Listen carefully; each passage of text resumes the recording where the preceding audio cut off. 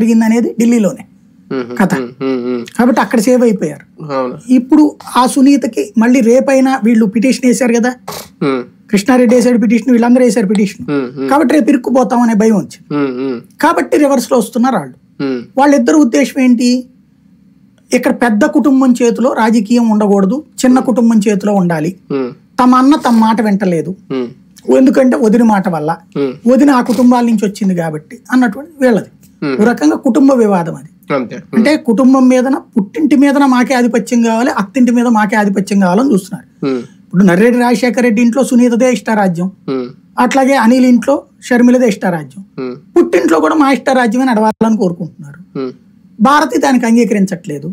దానివల్ల వచ్చిన గొడవలో నుంచి అవినాష్ రెడ్డికి భారతీనే టికెట్ ఇప్పించింది అనేటువంటిది వీళ్ళ ఫీలింగ్.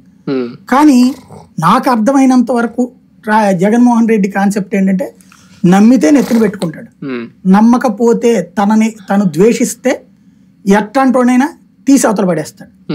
అందులో అవినాష్ రెడ్డిని ఎందుకు అభిమానించాడంటే, 2010లో 2009లో అతని మీద కేసులు అప్పటి నుంచి వివేకానంద రెడ్డిని ఆపినోళ్ళు సునీతాన రెడ్డి. వాళ్ళిద్దరూ కూడా ఆ రోజున వివేకానంద రెడ్డి పోటీ చేస్తే వివేకానంద రెడ్డి తరపున ఉపన్యాసం ఇచ్చారు, జగన్ తిడతా. ఆ రోజుల్లో రాజశేఖర రెడ్డిని తిట్టారు వాళ్ళు ఆ రోజుల్లో పోలంగల్ సెంటర్. అలాగ తన తండ్రిని తననే, అంటే పోటీ చేయడం కాంగ్రెస్ ఒత్తిడితో చేస్తుంటారు కానీ తన తండ్రిని తనని అవమానించిన వాళ్ళని తనకేంటి అనేటువంటిది ఆ రోజు నుంచినే ఇతను నెగిటివ్. నెంబర్ 2 వచ్చేటప్పటికి వివేకానంద రెడ్డి, అతని మీద పూర్తి విరక్తి. ఎందుకని, రాజశేఖర రెడ్డి పేరు చెప్పుకుని నువ్వు ఎదిగి చివరికి రాజశేఖర రెడ్డి చనిపోతే రాజశేఖర రెడ్డి భార్య మీద, సొంత వదిన మీద నువ్వు పోటీ చేస్తావా అనేటువంటి అతన్ని పక్కన పెట్టాడు. పక్కన పెడితే విజయమ్మ